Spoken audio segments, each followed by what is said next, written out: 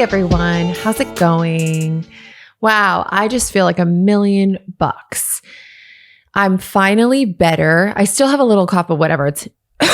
It's nothing. You know that it lingers, but I feel so much better. So I told y'all, you don't need to keep hearing about my illness, whatever. The whole family was sick for like a month. It was crazy. Well, it's Monday today. It's Wednesday when you're listening, but it's Monday now. And I dropped the kids at school, went to yoga, went to the doctor. He prescribed me antibiotics for bronchitis, which people are like, but that's not a bacterial infection. But I don't know. He just said, just in case. I'm like, whatever, I'll take it. It's a Z-Pack. And then I got prescribed steroids, which I don't think I've ever been prescribed steroids in my life. And I had Roid Rage. I had a bit of Roid Rage. And I mean, I was just kind of like stomping around the house and just cleaning up, but like really angry clean.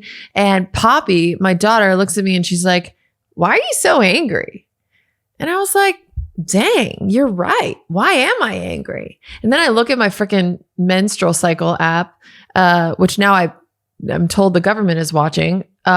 So that's freaky. But I look at that and I'm like, I'm not premenstrual. Like, this doesn't make sense hormonally. I'm normally not a raging at this time of the month. What's going on?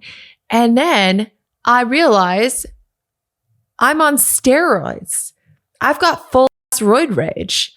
I got to go lift because I'm jonesing. I'm going crazy. I hadn't really experienced it. And I don't know, maybe it's, what is the word? Psychosomatic. Am I saying that right? Because I don't know if that's really it. But then I actually talked about it online. I posted about it and people were like, oh, I get roid rage from steroid eye drops. And I'm like, is that a thing? But not only was I like just angry, it was okay because I knew what it was. So I was like, oh, okay. I'm just like feeling from the steroids. And I took them for like 3 days and then I stopped because I was like, this is like not safe for my mental health. But I was also crying a lot, which is weird. It could be crying too, because just, obviously, I've been separated for over 3.5 years, but the divorce process takes time. It just does to finalize and settle on everything and whatever. So that's like coming to an end. And I don't know. It's like I thought I was going to have all this relief from just being done. And by the way, I'm not actually done. There's still like a little bit more to it. Divorce can take years. Who knew? Who the fuck knew? I thought you just made the decision and a couple of meetings and you're good. Nope, it's a whole thing. But I thought I was going to feel relief, and instead I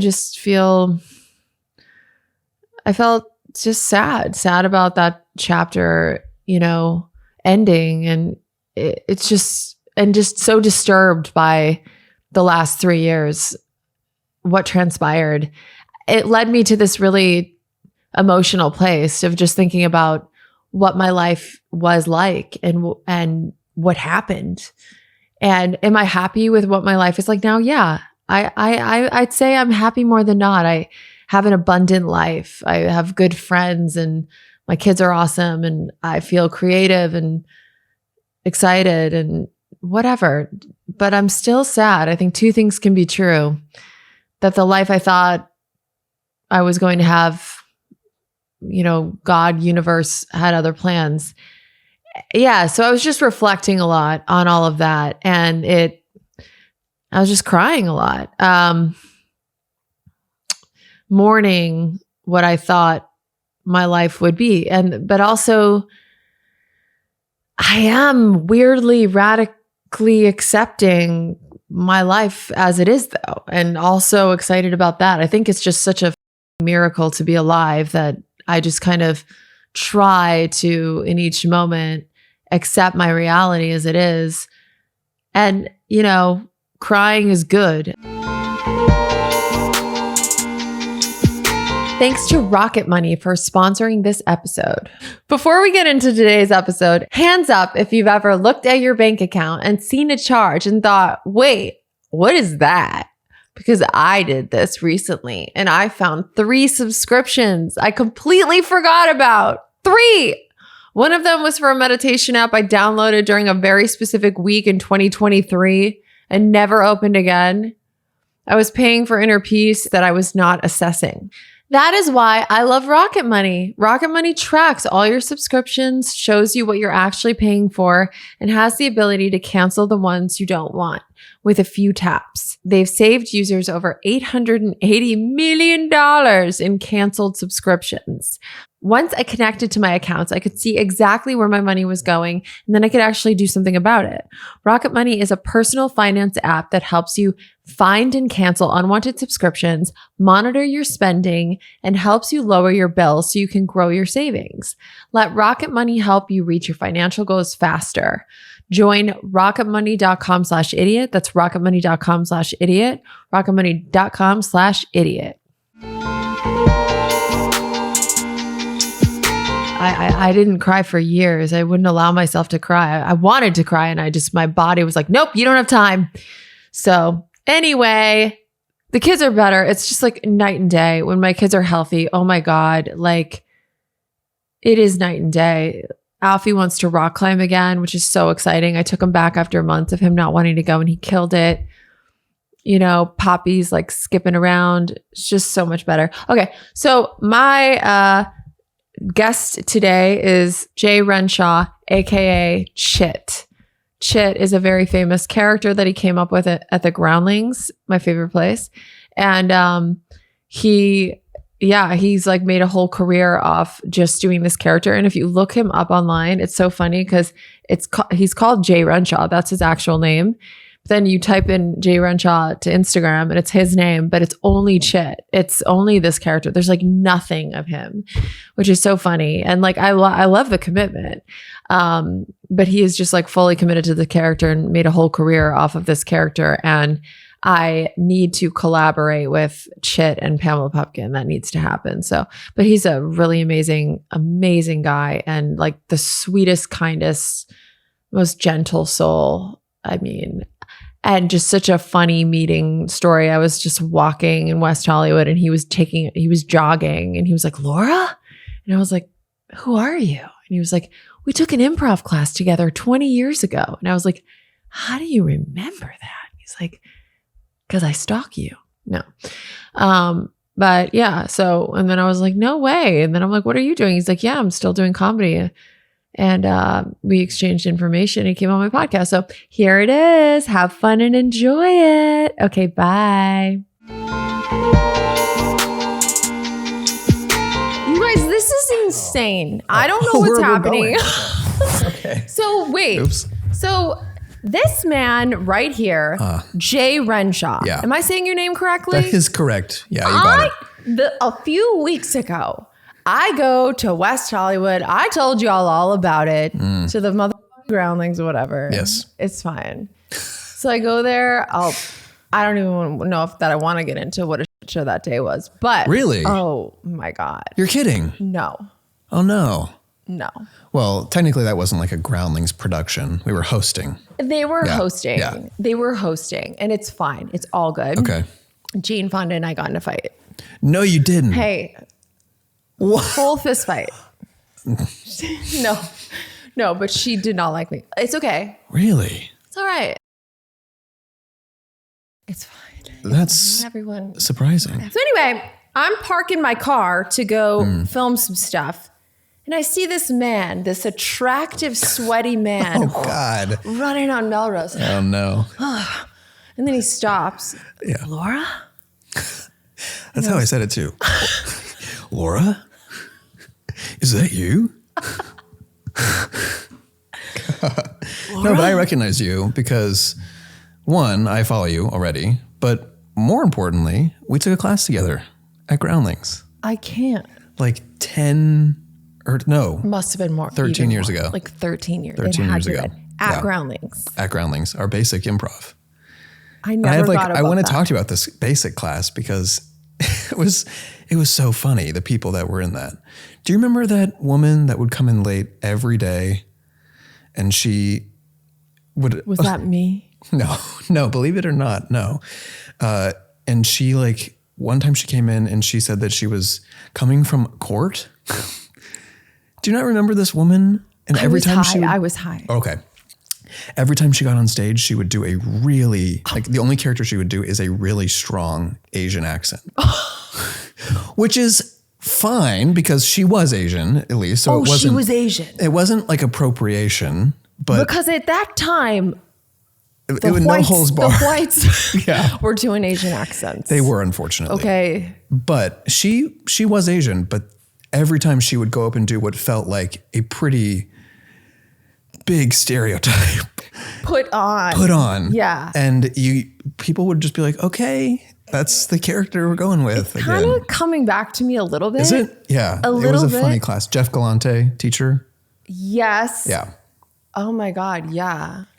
I'm pretty sure that was the class that we shared. Yes. And then there was that girl who had dark hair, like a dark bob, and she went on to be a YouTuber as well. Who? But she couldn't pass because I'd never passed that class. Like they kept asking me to crazy. Yeah, they kept asking me to retake it, and I remember why. And then I just gave up. Oh well, and I never you. went back, and that's okay. Okay, but but you did all right. I am doing all right, you know. Yeah. Suck it, Jeff Galante. Oh, that's the soundbite. That's the clip I want. Go yourself. Just like a long no. Yeah. Jeff's great. He's great. Yeah. Great person. He was a lot of fun as a teacher. And the patience he had to put up with some of those people in basic, because you just get a real grab bag at that level. You get a grab bag. You get the put on Asian accent from an Asian. Yeah. From her court case that day. From her trial. We were just like, are you okay? Like, are you in trouble? Just filed a restraining order. God, don't try. Okay. All right. Do you regret coming?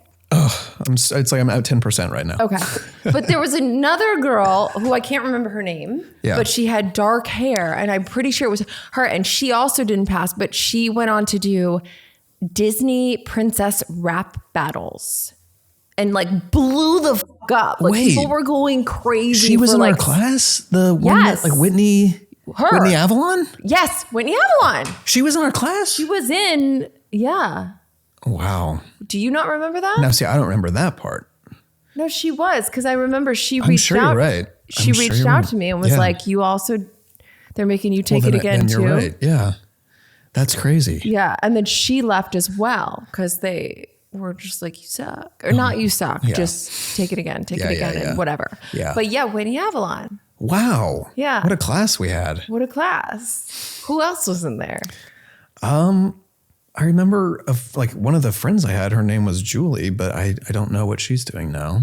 That's basically all I remember though. What is Julie doing today? I don't know if I should say her last name, but. Say it. Well, it's Julie Daniels. Has anyone seen Julie Daniels? Yeah, it's a pretty specific name.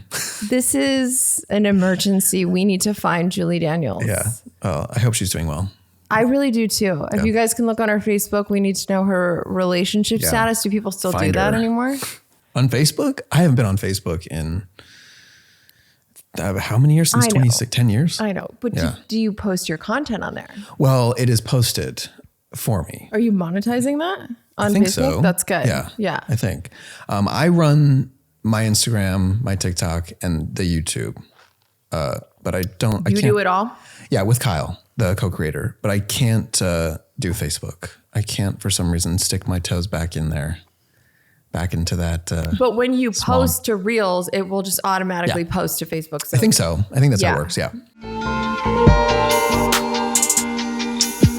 Thanks to Bioptimizers for sponsoring this episode. Okay, taking a quick break because I want to talk about sleep, specifically bad sleep, because I think a lot of you know exactly what I'm going to describe. I used to lie awake, tossing and turning. I'd fall asleep fine. Then I'd wake up at 3 a.m. with my brain running. And then by the morning, I would feel completely exhausted. And when your sleep is off, everything feels harder. Your focus, your mood, your digestion, just everything feels sluggish the next day. Someone told me that Sometimes it's less about stress and more about what's happening in your body. Hormonal changes as we get older can affect how we sleep. And that's why I started adding Magnesium Breakthrough by Bioptimizers to my nightly routine. It helps me feel more settled at bedtime, calmer in mind, and I wake up without that groggy feeling. What makes it different is that it's not just one type of magnesium. It's a blend of 7 different forms designed to support relaxation and restful sleep in a more complete way.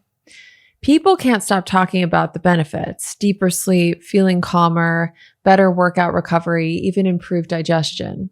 Here's my challenge to you. Try it. Track your sleep. Pay attention to how you feel.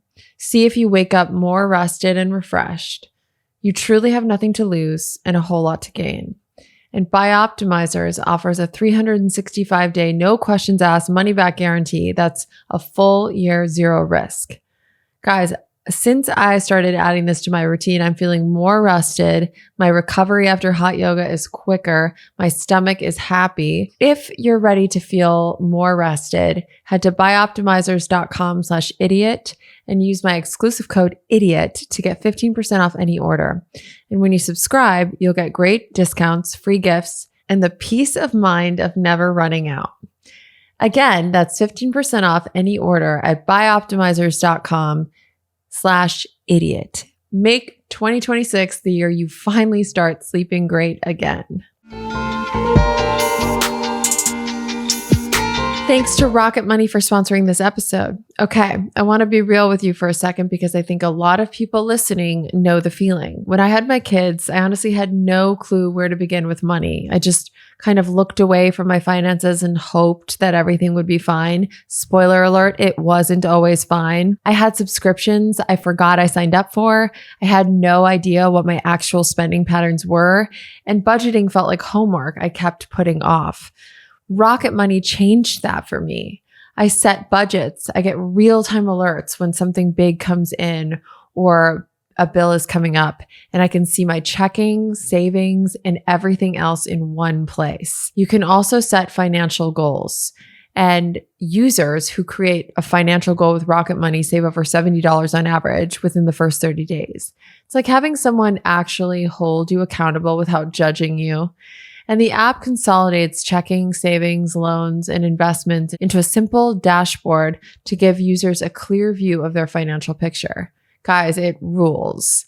Rocket Money is a personal finance app that helps you find and cancel unwanted subscriptions, monitors your spending, and helps you lower your bills so you can grow your savings. Let Rocket Money help you reach your financial goals faster. Join at rocketmoney.com/idiot. That's rocketmoney.com/idiot. rocketmoney.com/idiot. That's rocketmoney.com/idiot.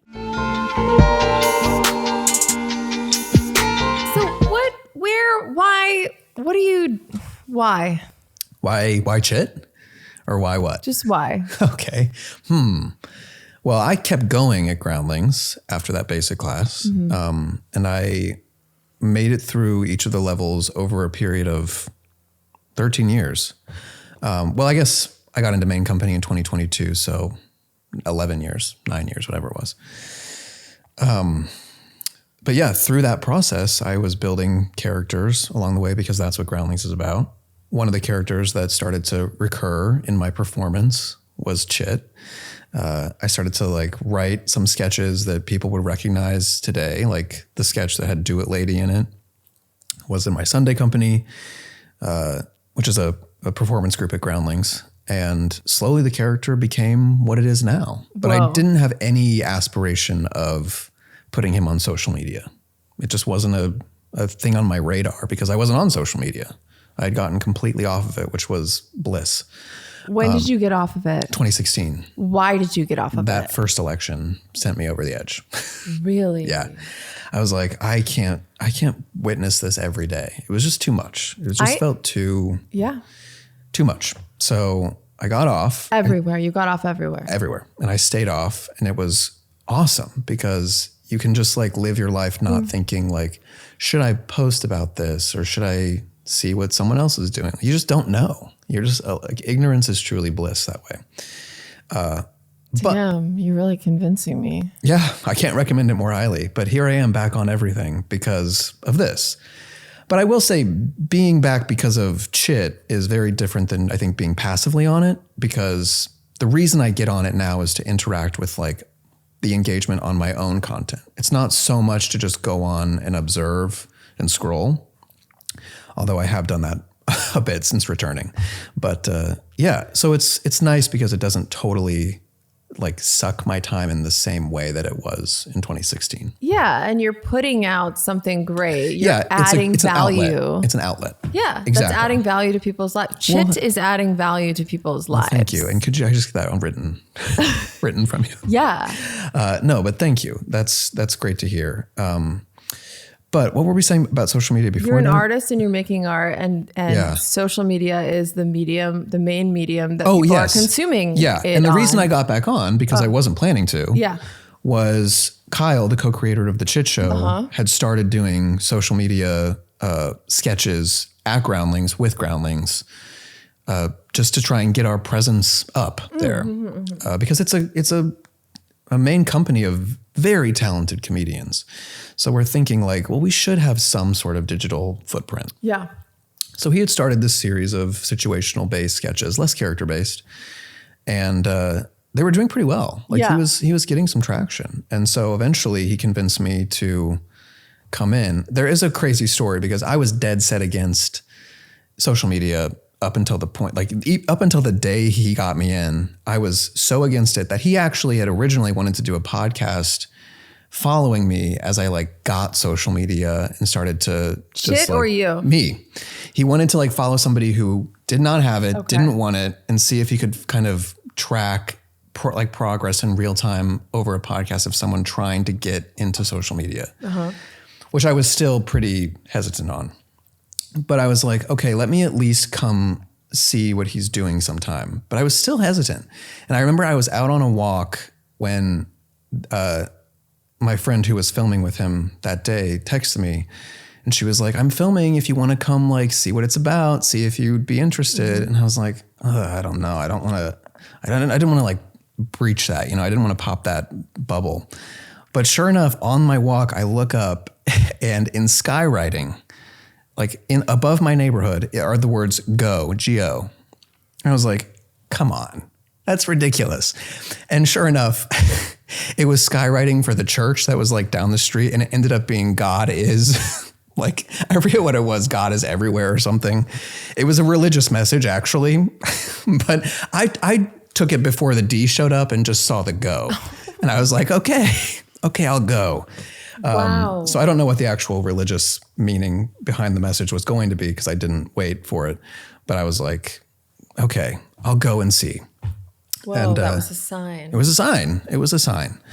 Do you believe that was a sign from the universe? I have to think so. It's pretty cut and dry. Should I go to this? Go. I just had a neuroscientist on that studied at Oxford, and she writes about how she believes in signs and that her husband who passed of leukemia, like shows her signs that he's still. That's crazy. Yeah. So crazy. I'm just saying. No, there is something to that. There's something to that. It was just the timing was too weird. I wouldn't have believed it had it not happened to me. And like I said, it was just even funnier than that. Like it became a weird religious thing. I was like, oh, okay. But still, I took it for face value. Yeah. And I went to go see, and I was like, okay, this actually does seem doable. So I agreed to like film a few things. And the last thing we filmed, I was like, let me be this weirdo that I know how to play so well and have been playing. For how long? For how long I've been doing Chit? Yeah.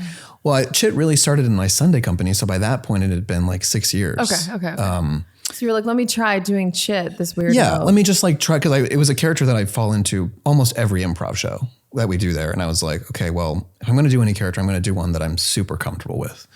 So I got on the costume and we filmed that first one thinking it was just a silly one-off. And then it had enough of a response that we kept going. So that's wild. And then you took that and then you made a YouTube series. I need to do a better deep dive. Oh, that's all right. But like I saw your YouTube, and so you'll do full length, not full length, but 3 to 5 Widescreen. minute episodes. Yeah. So it's actually the same episode that is on social media, but we do it the same. This was Kyle's idea to like film it wide, but also frame it while we're filming it wide to be, I guess, palatable for social media. Smart. For like that long frame. Yeah. So you're seeing the same episodes. It's just if you watch it on YouTube, you get a fuller picture of the office and like what's happening around the characters, which I do recommend. If you're going to watch. But it's the same length even? It's the same length. I thought you had shorter episodes on... No, they're the same episodes. No, that's fine. They are the same episodes on social media and YouTube. YouTube, because of their shorts rule where it has to be less than 3 minutes, sometimes you don't see the full, like the longer episodes on the shorts because they can't be there. Yes. But technically it's the same on all platforms. It's the same episode. Wow. So yeah. That's so cool. It's been fun. So who is Chit? Like the character is an accountant at an unnamed, unspecified company. Okay. We don't know exactly what they do there, but we kind of like that generality. We like that it's like just company, you know, there's a fun vagueness to them just being an office. Yeah. But yeah, he's chronically bad at his job, but he's never intentional about being bad. He never tries to interfere or slack off or make things worse. He just, by his nature, he can't help himself but just get distracted or get obsessed with other things that he just is always constantly looking for joy. So do you think he has some sort of personality disorder? I don't know if he has a personality disorder. I might because of this. But what do you have? Gosh, I don't know. I need to see a doctor. But this whole Chit world has been like split personality, like a little bit of identity, not crisis, but you know, there's a duality now to me that didn't really exist before. Wow. Yeah, because I mean, Chit's presence has become big enough that it's a larger half of me now, if you could say half, but it's a larger part of me for sure. That before was just like a character that I would bring out randomly in improv shows, but now it's like this real entity that's like part of me. Do you ever take him out? Like do stand-up shows as Chit? No. No, I've never done stand-up, period. Yeah. I've never tried it, but it doesn't seem like the same type of like situational sketch comedy to me. I see. Because it's like, yeah. You want him interacting. I think so. I get that. I think so. And I think something about stand-up, there's a real, I don't know, there's like a control to when someone's good at stand-up. Yeah. They really own that space and own the room. And like Chit is so unassuming. Yeah. His presence is dominant in a way, but he's not somebody to be like, I think, command that kind of like attention and like intentional But to me, that's control. Really funny. Yeah, and it could be really funny. He would be a terrible stand-up. Yeah. Like Andy Kaufman-y, yes. right? Yeah. Now, what about you? Where are you from? I'm from Indiana. Yeah.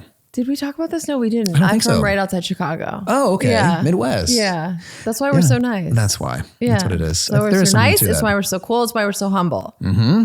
And don't you forget it. Yeah, Indiana. And I moved here in 2010, right after high school. And did you just always know what you wanted to do? No. Well, I studied art in high school. I thought for sure I was going to go to an art school. Meaning, what kind of art? I was doing two-dimensional, like painting, drawing. Okay. Like I thought I was going to do kind of a traditional art study. Maybe if I felt like practicality demanded, would go into graphic design, which was in 2010, that was like the thing to do.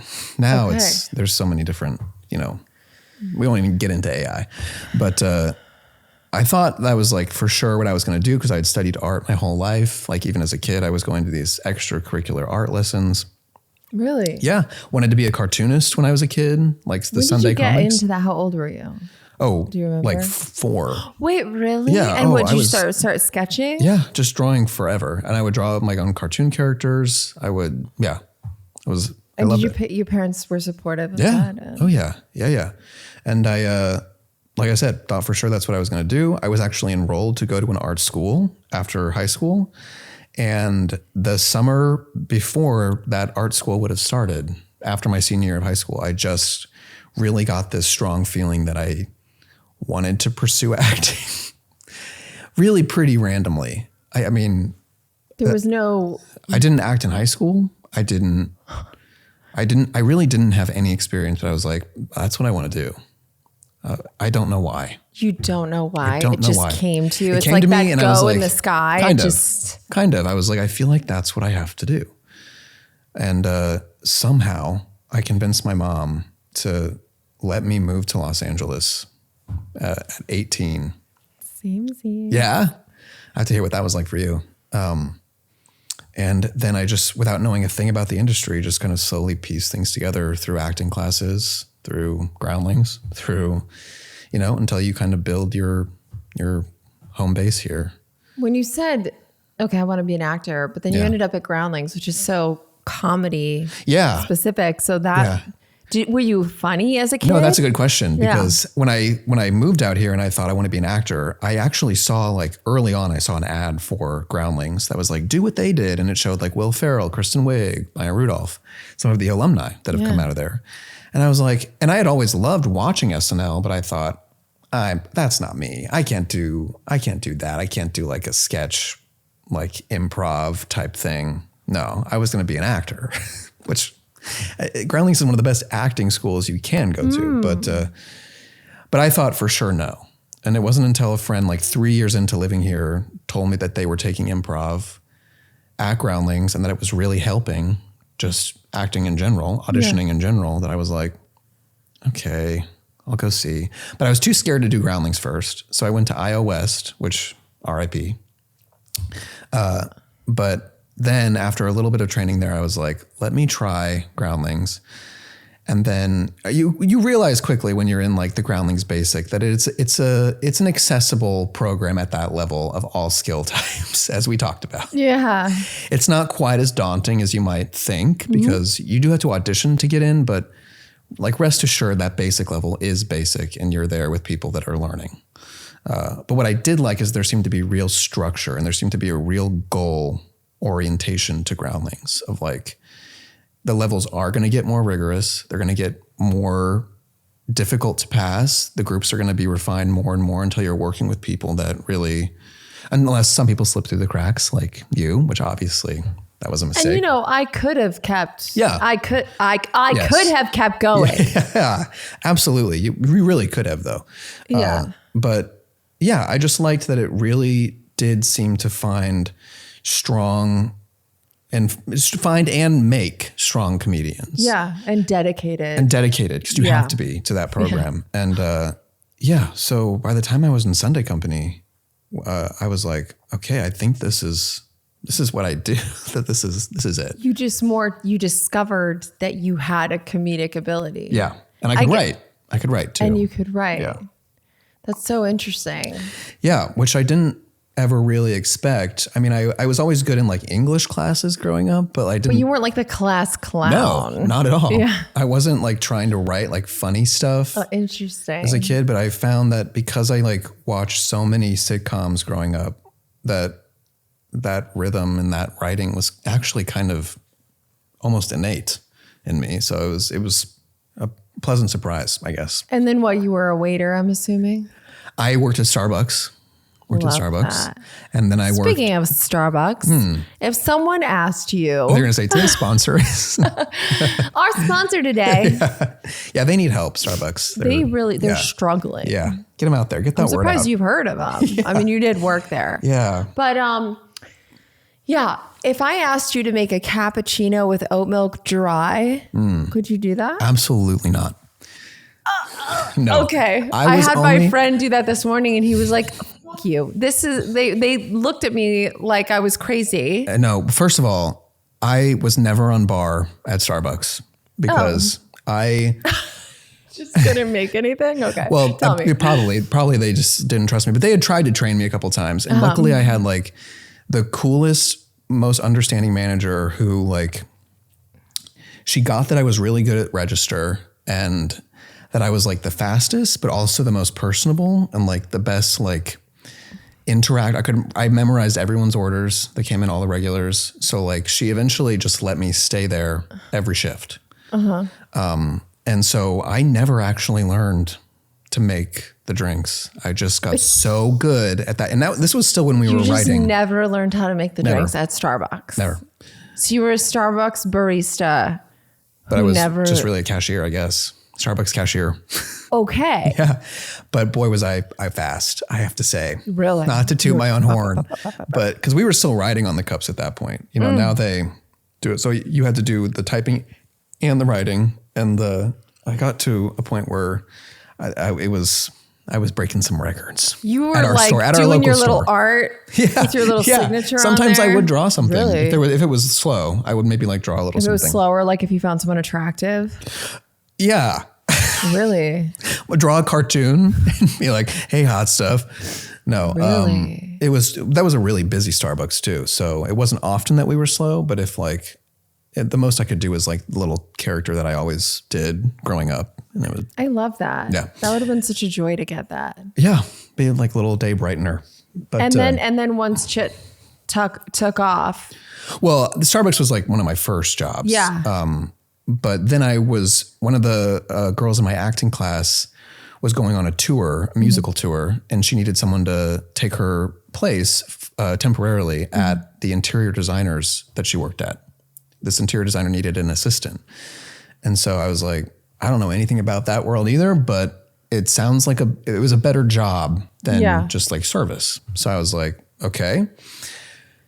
That was one of the hardest jobs just because it was so, it was stressful because in interior design, if you're not on the artistic creative side, which is what the designer does, then really as the assistant, you're just like scheduling and fixing problems all day.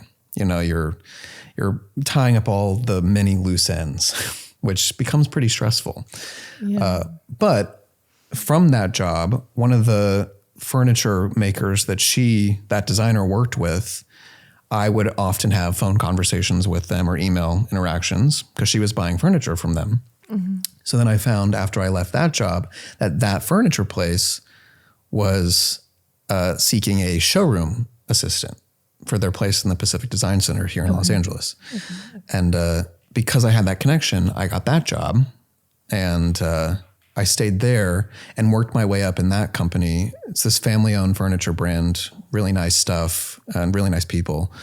I worked my way up into a marketing position there because they discovered too that I was able to like do more than just like help out in the showroom. I could like write, I could do some copywriting, all that. Yeah. And I worked there for like 7 years. All while at Groundlings? All while doing the Groundlings training, all while doing acting and Groundlings training. Did you get any character ideas from working there? I mean, I did have one of the bosses that I had there. He actually has passed, which is sad, but he was such a character. His name was Sabin, which already is like great character name. And he was just so specific in he was really small in stature, but like huge personality. And just very demanding, but like not in a way it's like small dogs. Yeah, exactly. Exactly. Yeah. Big bark. Mm-hmm. But then I left that. And the last thing I did before Chit hit was I was a teacher at Groundlings because I had been in the program long enough. I was in main company now, so I could start really teaching improv there.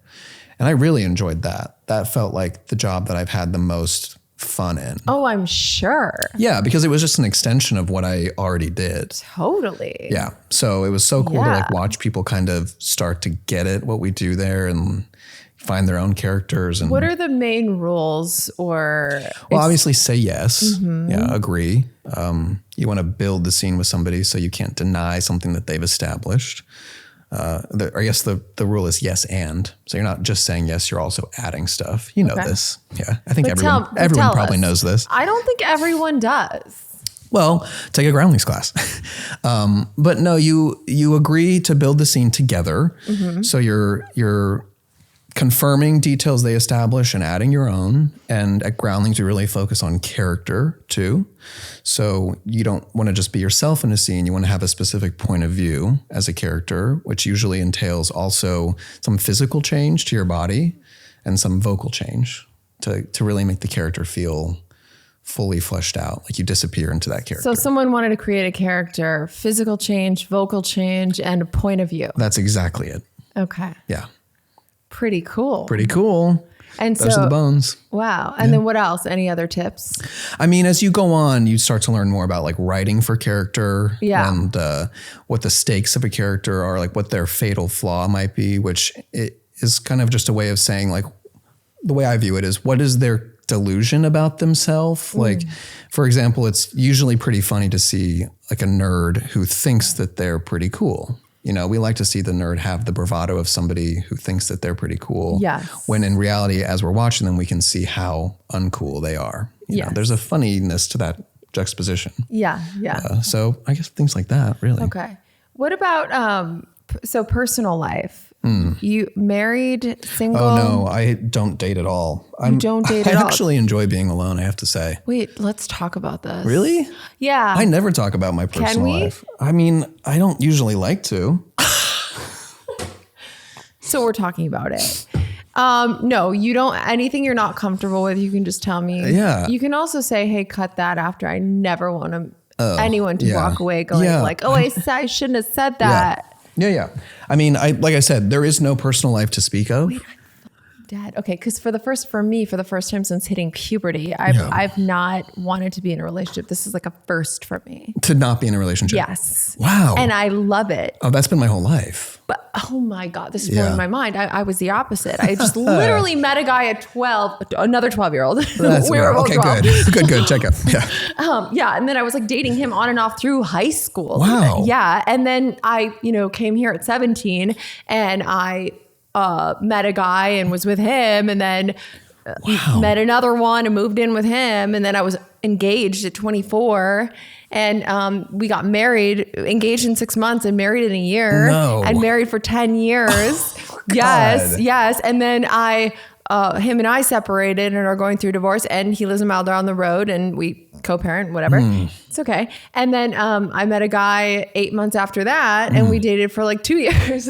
And wow. Yeah. So I'm like, I guess they call that a serial monogamous. Like I never really had like a hoe phase or anything like that. I would just, but I would fall in love quickly. Yeah. And I love being in love and having a companion. And you don't have any of that like sort of modern day jadedness or skepticism of like, I don't trust love, or I don't trust that this is going to be any like different than the last time. That type of thing? I do. I think love is beautiful. And so I really don't regret the past and everything. It sounds really cheesy, but I just think there's a lesson in every relationship, and I learned so much about myself and they do theirs. That's a good point. So it's like a beautiful experience. Yeah. I don't know that I believe in the whole marriage institution and that you're supposed to be with the same person for your entire life, and that I don't really believe in the fairy tale that we were told when we were little. Yeah. That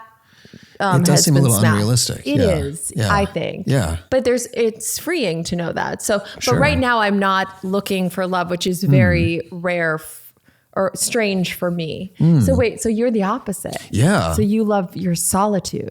Boy, do I.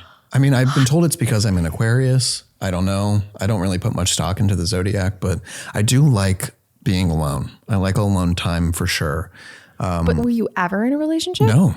This is fascinating. And I've like the one time that I like had a roommate even, and nothing against the roommate. It was just, I was at my most miserable in living situation wise, because there's just something for me about like that aloneness, that solitude when you come home or in the morning, even when you wake up, you just want that, like that real peace of like, it's just me. I can do whatever I want. Do you not have children? I don't think it'll be an issue. I've never been like much of a child person. You hate children. Yeah, get that on record. No, I don't hate children. It's okay. I can't see myself as a father. Children. So I don't know. I don't know if I would have the patience, honestly. Or maybe I'm too selfish. Maybe I'm too like me. I love that you know that about Maybe, yourself. yeah. That's incredible. Some people feel this societal pressure to Oh procreate. boy, I don't. And I love that you don't. Whenever someone says to me, I don't want to have kids, I have no desire, I'm like, that's amazing. Because Yeah, like, I good just for think we you. were also fed this thing Yeah, where you yeah. have to do this. And not that I felt like I actually, did want my kids, but okay, wow. So never a relationship. So then crushes? Maybe in like high school. Maybe in high school. Yeah. But I mean, to me, I don't know. I guess I've just like grown this attitude. Maybe it's LA. Maybe it's where I'm just, the jadedness that I mentioned to you. Yeah, tell me. Is like, I don't know. I guess there's a part of me that's like, it's not going to work out. Maybe it's probably a protective thing. If I had to guess, but there's also probably just a little bit of pragmatism to it as well, where it's like in a city like this, it's just not gonna become something. So why bother? Which probably sounds horribly I wonder pessimistic. where did you get that? I don't know, but but yeah, it's a kind of a job to be in a relationship with somebody, or so I've heard. So you've heard. Yeah. I mean, it's like Never dating apps? No. Same. But it seems like a real commitment, obviously, because it is one. Yeah. And when it comes to like times right now with the busyness of Chit, for example, where it's like that's taking like all my focus, I feel like I wouldn't be maybe very good in a relationship at being like, okay, I focused enough on this today. Let me focus on this other person. I feel like I wouldn't be very good at that. I feel like I'd be so like laser focused on whatever was like currently driving me. It's so fascinating to me. I think we're just like come from other ends of the spectrum where I was like this serial monogamous and I really appreciate that. But I do, and I got to say too, I love being alone too. And there were periods between the relationships where I was, and I did love it. Yeah. Oh, I love it. It's nice, right? I'll never have a partner in my house again, ever. Ever. Like, when I think of even the potential of being in a relationship, I'm like, if that ever came to be, have to have separate bedrooms. Oh yeah. Separate bathrooms. I agree. Like those 50s couples that like always slept in separate beds. I'm like, let's do one better and like just make it a different bedroom entirely. No, yes. Because there really is something to be said for just like being able to just sleep and recharge alone. Yes. I just don't know if I could ever share that much time and space when I'm like, I have to be so focused on just like recovery. I get it. Personally. I get it. That's another reason why I want to commit to at least a year of no relationships, but I might love it and just keep on going. Oh, hey. It's kind of like I've been there, done that. I have a 4 and 6-year-old. I got a boy and a girl. They're awesome.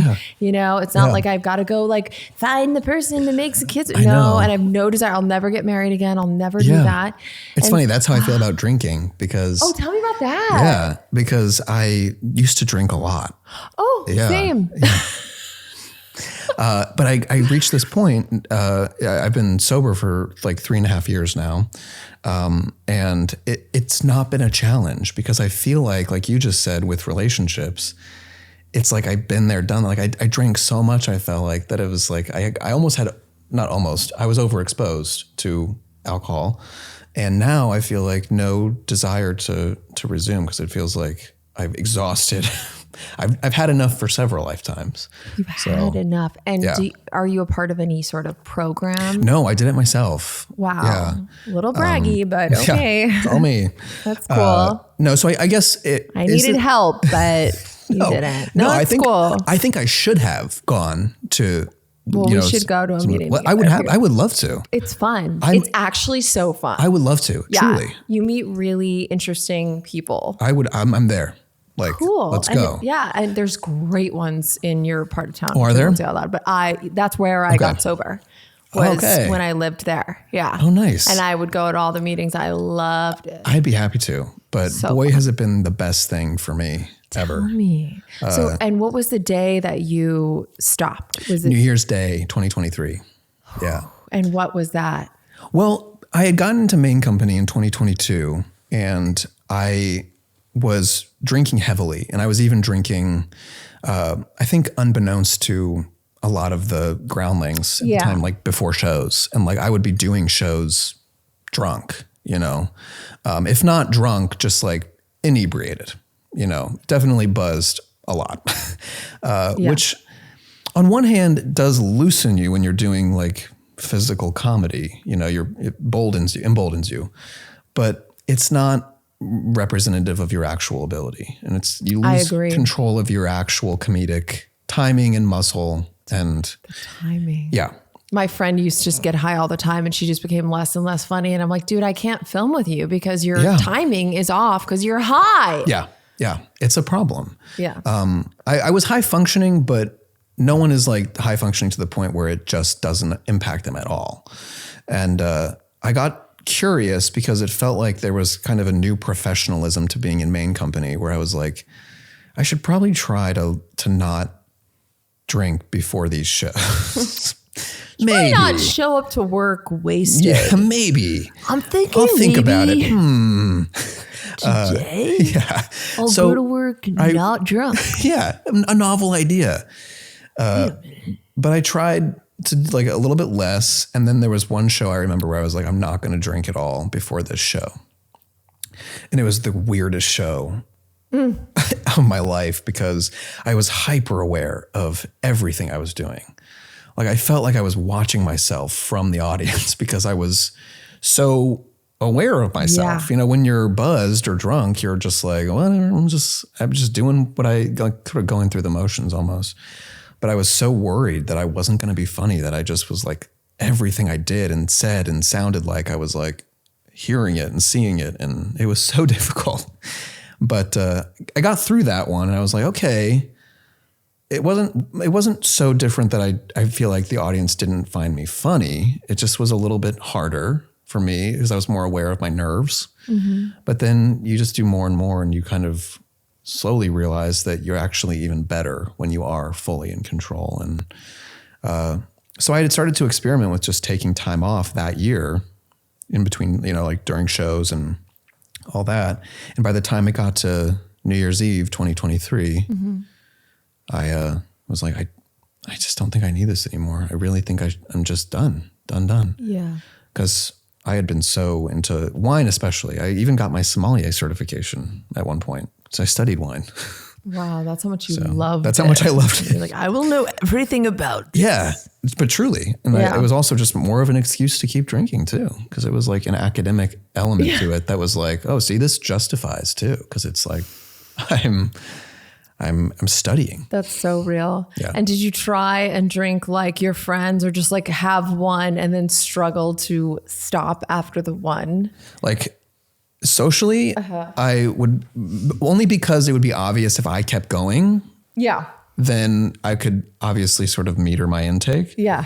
But by myself at home, like I would just have at least a bottle or two to myself, you know, every night. And then maybe some dessert wine after that. Cause it was, you know, I just would keep going. And you just keep going. That was the relationship that I was in, was for a long time. Wow. Was cause it does kind of fill a void, as you probably can relate to. It's like, it becomes kind of a person almost that you like look forward to seeing every night. And if you can't see them, then you get anxious. You get upset. You get, you know, testy a little bit. And then so now I know for me, I have to maintain my sobriety. What I do is I'll go every Friday. I go to this women's meeting down the street. It's really nice. It's just like 10 women and we sit around and like deeply share and deeply listen. Yeah. And like there's a topic every week. Like I spoke yesterday at one and the topic was surrender and acceptance and, you know, and it's just cool. Yeah. And then you get to know the people and that sounds nice. yeah. And cause life keeps lifing and problems keep happening. And then you just now got to feel them all. The world's pretty okay right now. It is pretty chill. I'd say it's pretty chill right now. Smooth sailing. Yeah. Yeah. All good. All good. God. Ugh. I can see why you don't have social media. I had a full on, like, I don't want to say mental breakdown. That's very dramatic, but I doom scrolled the other night And it was horrible because it's like awful. It's hard not to. About Iran, and then the world's run by pedophiles, and then oh my God, and then I'm gonna get dementia at 27 because I use my screen too much, and just like really. Is that a thing? But dude, no, it's some like TikToker in his basement being like, if you use your screen too much, you're gonna get Alzheimer's tomorrow. Yeah. And I'm just like, no, I just believe it. I know. It's made us all so like susceptible to, or gullible, I guess. Gullible, and it's just way too much information to take in a short amount of time. We're taking on the world's problems that we shouldn't ever have been exposed to. Yeah, it's a lot on our nervous system. It is. So I kind of get your whole not, and then now you're putting good stuff out there, which is amazing.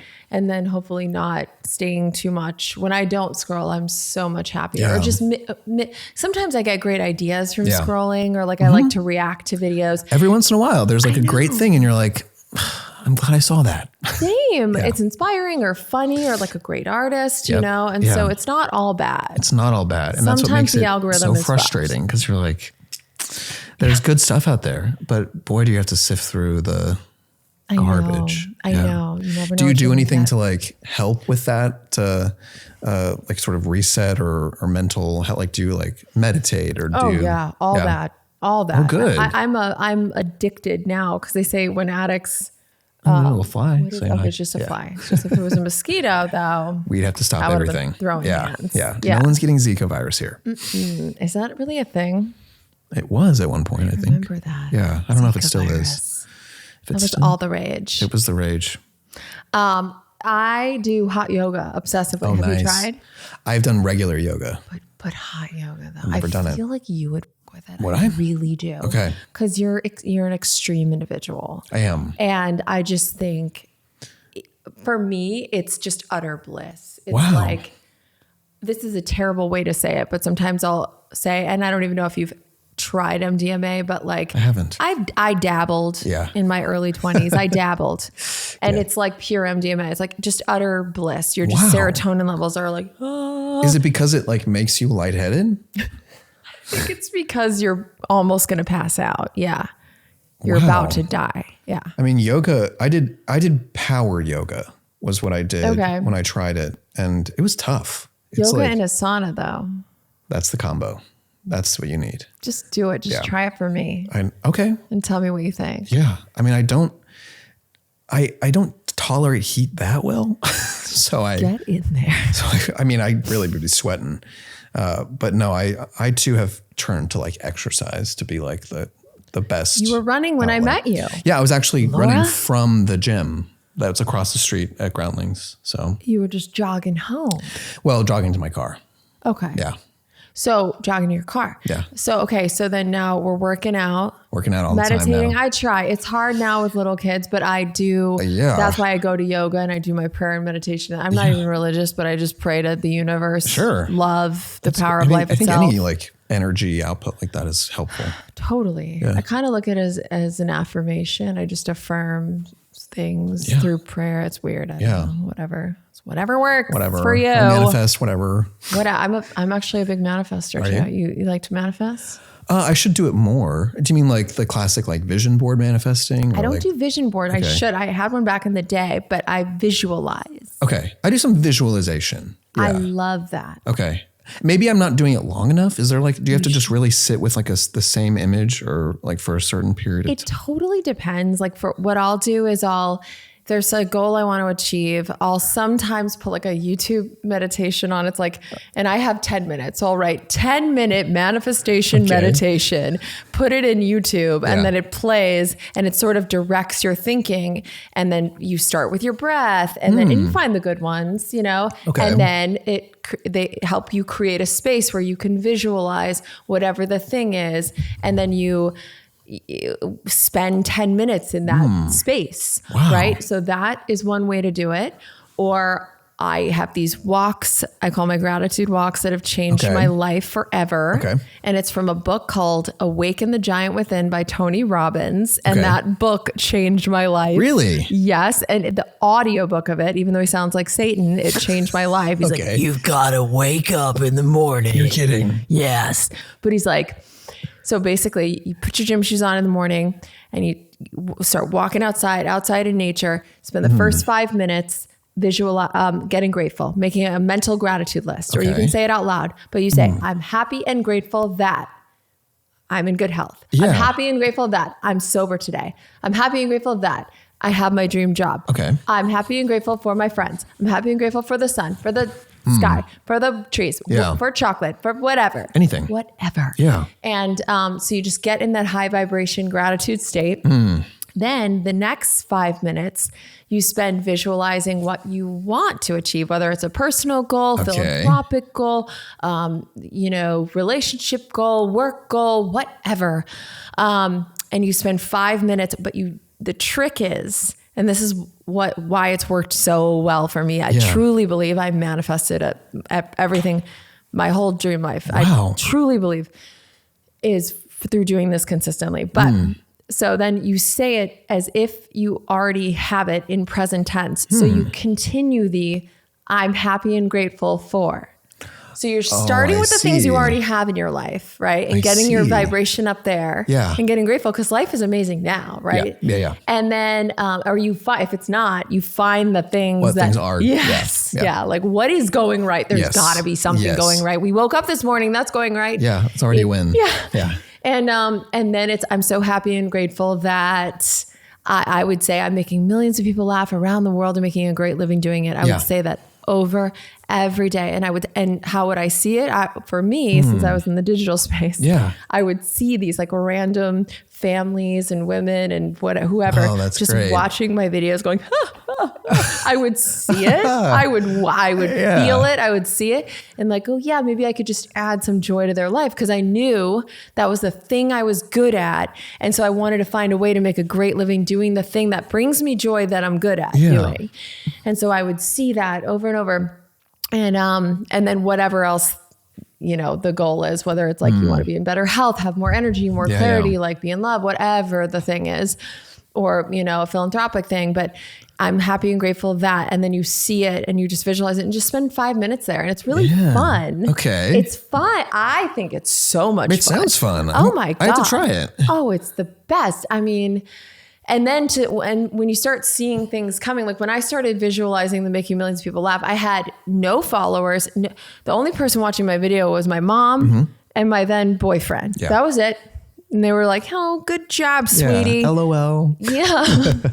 And I did about 6 months, 3 to 6 months of this visualization. And then my first viral video hit and it was like, what was the first viral video? And I was making millions laughing. And I just think it's because I believed that I could. So I think it's mindset too and deservability. Yeah. If you believe you can, you will. If you believe you can't, you won't. Kind of. Yeah. I don't know. Do I sound really woo-woo right now? Not at all. No. And obviously you're a success story from that very practice. It's just mindset. Before I started getting into visualization and manifestation, I would have journals where I would write, you're a fucking idiot, Laura. You're a piece of shit. God. No. I would just roast my own self. God, what a 180. In my journal as I was drinking, doing drugs, writing about what a horrible waste of space I was or whatever. I just had this dark side. And then I started seeing, oh my God, I need to reprogram my brain. And I just believed that I could. So I just reprogrammed that. And I started saying affirmations that I didn't believe. I'm smart. I'm enough. I'm great just the way that I am. Good for you. And I just did it until I believed it. And it worked. Isn't that crazy? That is crazy. Okay. So first viral video was I played this dumb vacant model called Ivy. Okay. I did a sitcom and never got picked up, but in it I played this receptionist and she was just like really monotone and just like a dumb vacant model. Yeah. And she's based off actually this girl that I knew that I grew up with who would tell these stories of I wonder if you did this character in class. Oh my God, maybe I did. Maybe you did. Because it's vaguely familiar to me. God, you have such a good memory. Well, it's a funny character. So thank you. It's vaguely familiar to me. So yes, and she would say these long drawn out stories with no beginning, middle, or end, and it was just torture. But I was like, this is a great character, and just like so. Anyway, at the time, I was seeing all these girls on Instagram like posting these thirst traps. Literally, they're full out, but with like a Gandhi quote, like knowledge is power. And it's like, but I can see your vagina. Like what's happening right now? Yeah. Where's the knowledge? Yeah. And so I thought that was so funny. So I was like, ooh, what if I made a video of this girl who's like, I don't know, kind of thirst trapping a little bit, but just says motivational quotes to the camera, but kind of gets them wrong. Oh, that's and great. then stares too long after. So that was it. It was so simple. I was like in my car. I'm like, hey guys. That sounds so funny. This was it. Hey guys, I just wanted to remind you to never give up on your dreams. Like even if you want to, just like don't. Oh man. Like that. That was it. And then I just posted that. But she seems real, which is why it worked. It's like, it's too real, but it's like, just like. That's it. Yeah. Yeah. And that's then, why. And then like what happened was, because no one was following me still, people would grab the video. I don't know if you remember the Fat Jew, the Fat Jewish, actually. Is it the Fat Jewish? That meme account. I wasn't on. Oh yeah. Okay. So all these like big meme accounts back then were stealing the video and posting it everywhere. George Lopez, Tommy Lee, all these random celebrities were taking my video, posting it, going, cocaine is a hell of a drug. Who is this? Oh God. And not giving you credit? No. So no one knew it was me. And actually everyone thought this girl was real. Yeah. That's what I'm saying. She seems real. Yes. So that's why it worked so well. Oh my God. Yeah. And I was like, and I didn't even care that no one linked it back to me, and I was still a full unknown because I was like, this thing I did worked, and it's making millions of people laugh. Yeah, it was the sign. Awesome. Yeah. It was what you needed. Right. And then but then I got a little salty, and I was like DMing them all, like, tag me. Yeah. Well, we had our fair share of that with Chit. Really? Yeah. Oh, people are still doing that for sure, and they do this thing now, which I can't decide if I like or hate, where they take it and they just react to it while it's playing, which is like, on one hand, it's like, I'm glad that your reaction to it is such laughter. Like it's like you're clearly enjoying it, which is nice to see, but there's no connection back to the source material. And also it's not really like you put in any work. So I can't decide if it's like, maybe it's just both. It's just good and bad. That's interesting. Yeah. Ideally you want the tag because you want them linked back to you. Yeah. But then at the end of the day, it's still exposure, I guess. It's exposure, and just more people and they're going to find their way back to you. But I get what you're saying. And then some of the ones you can tell, like it's not even that they're reacting to the video that they're showing. Like there was this one guy whose video I saw who it looked like it was just a picture of him like watching something next to the video playing, like split screen. And sure enough, it was just a still of him, but like probably about 30 seconds into the play of our video, it's the video aspect of his started, and he just would do like, okay. And then he'd get up as if he was going to go try something. So it became pretty clear. And if you looked at his profile, you could see that it was just the same picture / clip that he would put next to every single video. And the reason that he was like going to try something was because it was originally for those like 5-minute hack videos. Whereas oh my God. But so like, he'd be like, okay. But next to our video of like, is there a black person here or something? It didn't make any sense for him to be like, okay. and like leave to go try that. That's psychotic. I know, but he would just put that same side next to every single viral video currently going around the internet. And he would get a lot of views because people would just watch the video that was popular. But that's what I'm saying. It's like, I think that they can be good if you put in like some kind of spin or take, as the reactor. Put in a take. And credit. Or you can also stitch in Instagram, so you can stitch your video and react to it, or you can remix your video, and there's a feature there, so you can have your head pop up, watch your video, but it's still linked to you. Good, yes. Which I think is a really cool feature. That's cool. You use those features for sure, but it's the ones where it's like they've gone out of their way to like remove even like the watermark. So people like literally can't find you, and you're like, like what? Why? Like, what's people would do that with my content all the time. Remove the watermark. And you're like, what's the why? That's so funny. I haven't done a watermark in a while. Well, it was just the TikTok one that would automatically be on there. Oh, like they would yeah. literally I have used to, like an make emoji my- like put my covering own it on everywhere it went, and it'd be like, okay. Well, like, why don't you want people to just find where it originally? Yeah, I like, think they just yeah. wanted them to think it was like their material or something. I don't know. Hacks. So, okay, then what's your future? What do you want to be doing? Well, we're just getting ready to start rolling out some new Chit stuff. Finally, we've had a little bit of a break. Do you have a whole schedule? Yeah, I mean, it's probably a little less formal than most people would believe, or like than it should be. Just because there's a lot of people involved now in the cast, and they're all working actors, and they all have different schedules. And we're not in that regard like an official production that can contract them for a certain amount of time, certain days. So we have to work around a lot of schedules, which makes it difficult to like have a recurring set thing. But we make it work. And then in the meantime, we're investigating. We're just looking into whether or not Chit can become something bigger and like maybe jump from social media to something a little bit larger, maybe like a streaming thing if possible. We're trying to explore all avenues that way. I feel like you would slay at that. Well, streaming. thank you. But you're already doing it, which is what I love. And we'll keep doing it. Yeah.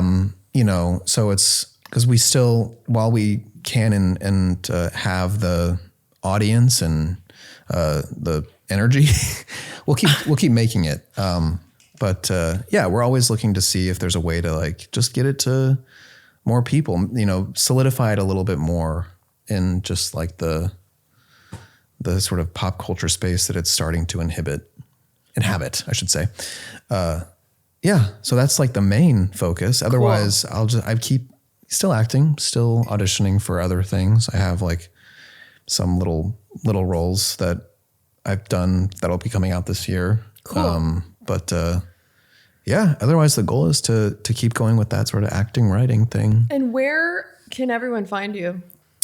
On socials, it's always at Renshaw J, which is just my name reversed. So it's RENSHWJAY. And then you'll find there no video or photos of at Renshaw J, of Jay Renshaw. You'll find nothing. Yeah, you have to hunt a little bit. There's a couple. I kind of love that. Yeah, it's just me. I mean, it's just Chit. It's just me as Chit. This crazy character that looks nothing like him. Yeah, it's a transformation.